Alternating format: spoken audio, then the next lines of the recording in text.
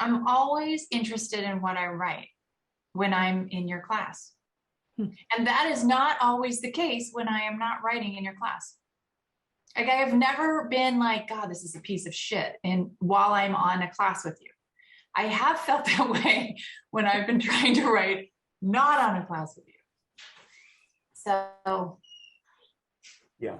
I don't know if you can translate that, but I find myself more interesting and more accepting of a lot of parts of myself that I didn't even know that I wasn't accepting of. Yeah. When I write them and read them and am heard by a group of compassionate writers. I do feel like I've turned a corner around writing in the course of this, while this course has been going on. I feel like I can believe in it that I might write a book. I can actually believe that that's a possibility now, which it really was not before. So that's that I am very grateful about that, because I was like, I don't know what to do about this idea for a book that's in me. I don't think I could give it up. But also I couldn't believe that I could write it. So it's a real relief. Wow, that is so great. I had no idea. Yay. Yeah, there's something very healing, therapeutic about this process for me. And I think it's partly the way that you have us write from different perspectives. Like today, drop your knives and torches and then write from the perspectives of knives and torches, like that. Like bringing the range of ourselves and then hearing from each other how that, it's just like growing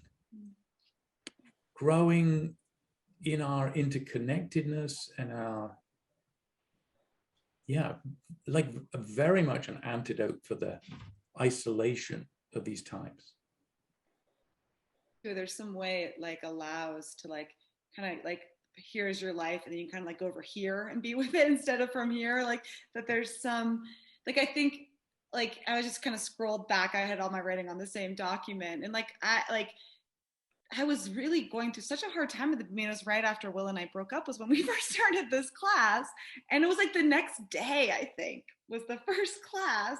And to be able to actually like detail from some place of like, where is this beautiful, or where is this interesting, or where is this like instead of like, this is this terrible thing that's happening to me that's going to kill me, it's like, oh, this is this wild human existence, right? And like all of the like fieriness and awfulness and heartbreak and aliveness and sweet kids coming home and cheeks and the fall, the perfect most holders ever seen, like that, like to kind of be able to like hold all of those different pieces of it. And it's like instead of being like, I am just in misery, it's like, oh, I'm in misery, and all of this other stuff is so beautiful and real and like connective, I think. And then to read it and have people be like, in like bear witness to it and see it as something beautiful and not just awful or hard.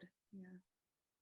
Well, you're a therapist too by training, right? So it's all about normalizing people's experiences. Yeah. And I feel like you may have done a lot of work about normalizing a pretty tough breakup in this class. In some way, you've sort of spiced up my deeply stable married life because of me that are going through that kind of thing in other ways in my life, So I think we all, by sharing the stuff that's raw, we kind of help calm each other down about life. Yeah. It's like there's this potential for acceptance. I mean, I think a big part of like my whole life approach right now is like accepting all of it and like being in just like, oh, I get to be as like wild as I want to be, and it's actually fine, and I get to be as exposed as I want to be, or like there's some just like permission and acceptance, and I think writing really helps with for me. Yeah. Well, this whole class has just been so great because I feel like we're in the great cocktail party of humanity, or whatever you want to call it. We're in the corner having a really interesting conversation.